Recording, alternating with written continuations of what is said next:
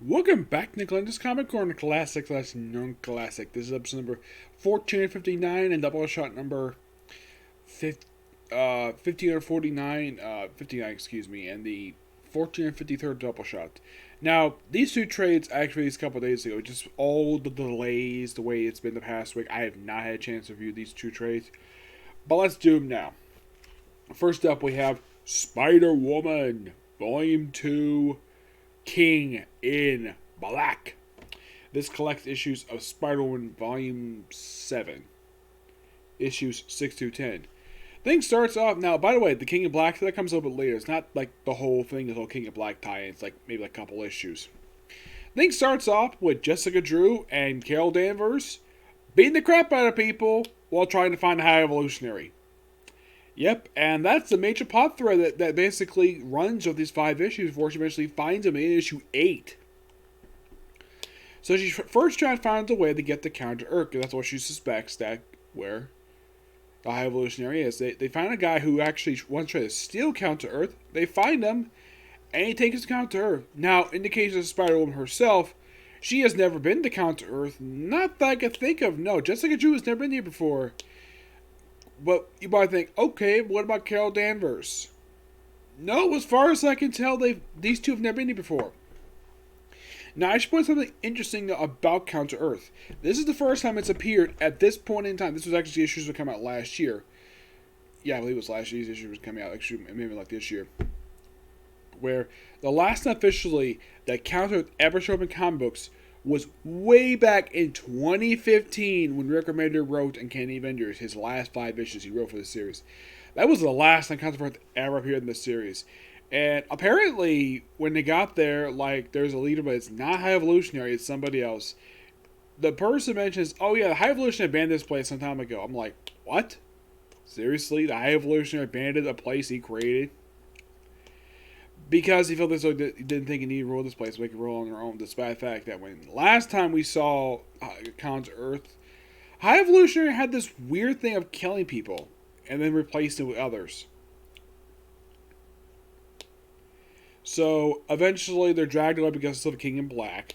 And then after they do the whole thing with King in Black, so by the way, Octavia shows up in here too.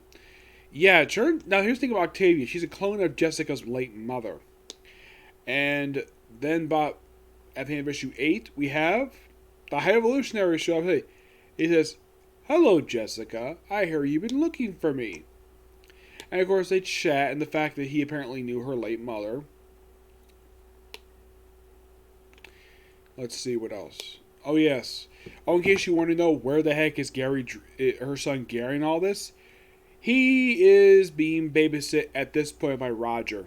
Yep, Roger is babysitting him. And we have this little conflict between Octavia, and of course, Octavia's got a daughter who apparently she kills, and apparently the daughter's got no problem with killing her. Yeah, I thought that was kind of weird. And eventually, of course, High Evolution does team up with Jessica Drew in order to defeat Octavia. And, of course, she goes back to Earth, beats up with something again, and that's it. I gotta say, really fun set of 5 issues. Give this book a 9.5 out of 10. Carlo Paccio still does the writing in here, and the artwork is done by Perry Perez. Oh, and also, at one point, Carol and Jessica stop speaking to each other, but they do make it at the very end of this. Excuse me. Next up is a character who has dated Spider-Man, but not currently. We have Black Cat, Volume 3, all dressed up. This collects Black Cat issues 11 to 12, the annual, and a free comic day issue. The Black Cat issues are a 2-parter where she has a conversation with Tony Stark. Yes, Tony Stark. The annual is just basically an attempted wedding to Spider-Man, which is just a ruse or ruin some gangsters. Though, that just sets up basically what was supposed to happen next, but that would be a King of Black tie-in that later to an ongoing series. Jed MacKay is still the writer. Jed MacKay is still the writer of this.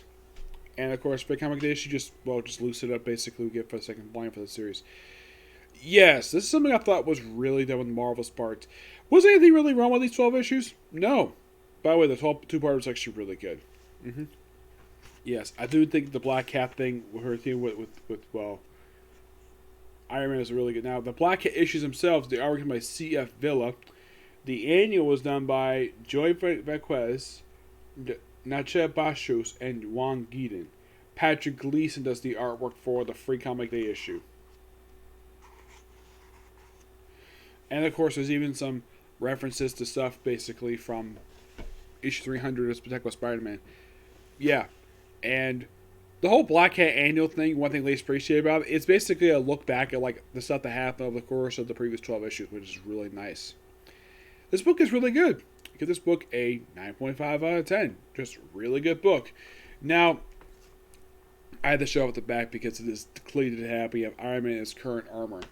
Now, I do have to agree with the opinion on this.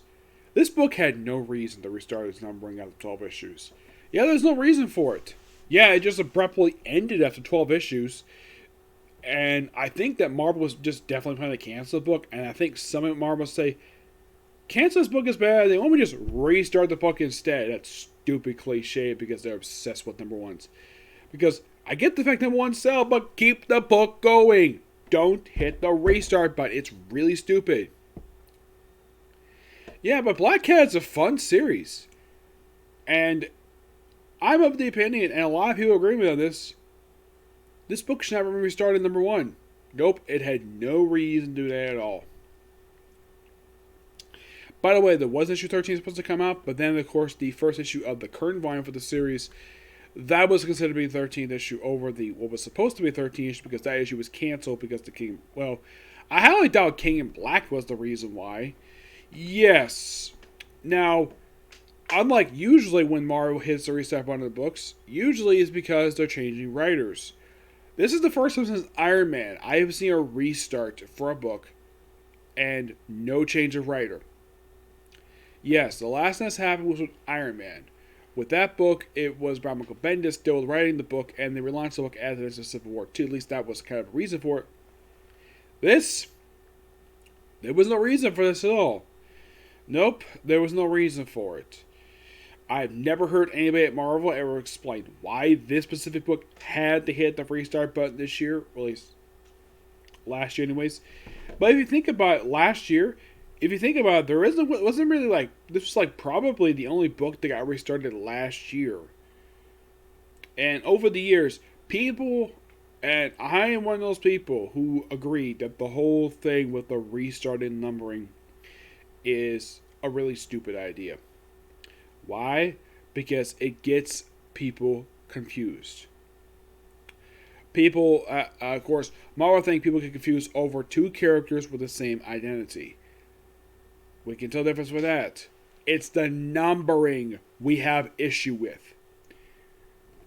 And apparently Marvel's very stupid policy is that, oh, we got a brand new writer, gotta hit that restart button, we gotta do it, because we love that number one.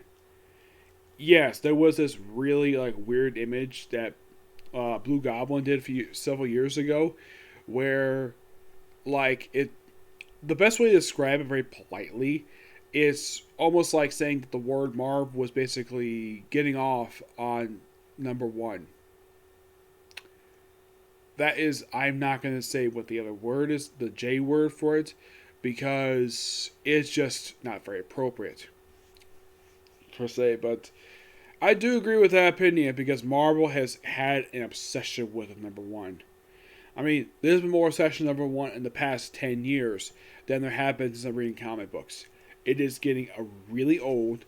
And Marvel Comics, can you please stop with the restart of the numbering? I thought when C.B. Sebesky took over, we were going to stop this other nonsense. But it still happens. For no reason. Because, books not selling too well. Gotta hit that restart button instead of trying to fix the damn book. Figure out what the problem is. You can't always fix the problem by hitting the restart button numbering. That's not going to fix the financial sales of the book. Okay? That is not the issue. That's not a good reason to restart numbering. If you're going to fix the book, restarting is not the issue. Maybe not people like a book because of the artwork. Or the fact the story sucks. Either change the writer, change the artist, and hopefully that'll fix it. Hitting the restart book is not helping at all. It gets people confused. Luckily enough that Marvel does not restart the graphic novel numbering when they do this. Yes, there have been a few books lately I have seen where, despite the fact the original issues have hit the restart button, not the graphic novels. Nope. Excuse me, as a matter of fact, there's actually been 2 more volumes released since then, and they are considered to be volumes 4 and 5. I'm glad Marvel doesn't do that, but DC clearly does. Oh yes, DC does this whenever a new writer takes over the book. They hit the restart button, not on the individual issues, which thank God they don't do that. They do it on the graphic novels. I am not kidding about that. They seriously do that. Yeah, but not much else to say about these 2 books. They were really good. That's just my opinion anyways. Okay, so that's it for Sick of You. Next one is going to be Black Clover and then Eden Zero. Okay, next video. Bye.